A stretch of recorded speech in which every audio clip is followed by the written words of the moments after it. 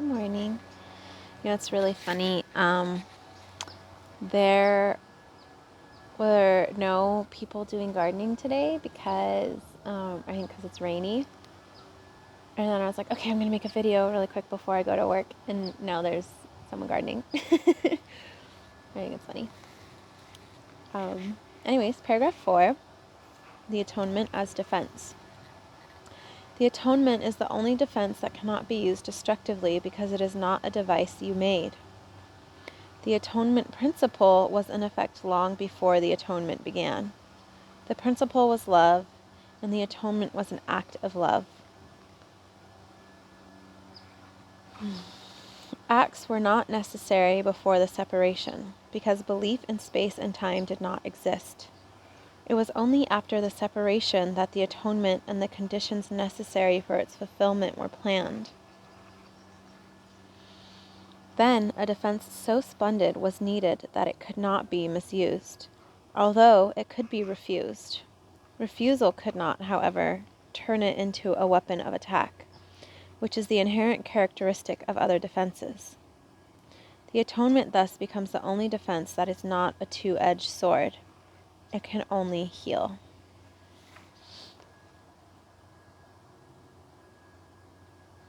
Reading that, I kind of thought of a few things. None jumped out immediately to me. But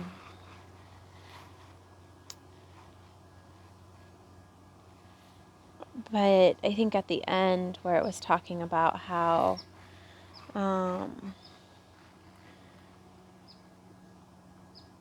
like you can refuse it, but you can't misuse it, and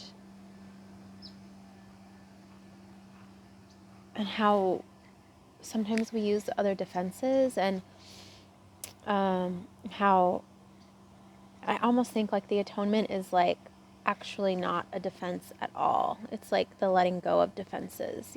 As I read this paragraph, that's what comes to my mind. It's like it's not a defense at all. It's the letting go of defense. It's like it's more like accepting who I really am.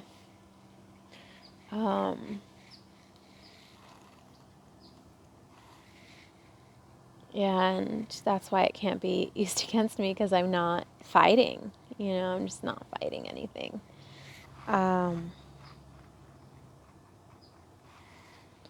And that's why it can heal. So, yeah, I guess that's really all I have to say on that one today. It's a short one.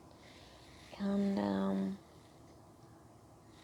I really appreciate the opportunity to share what's alive in me when I read from this book.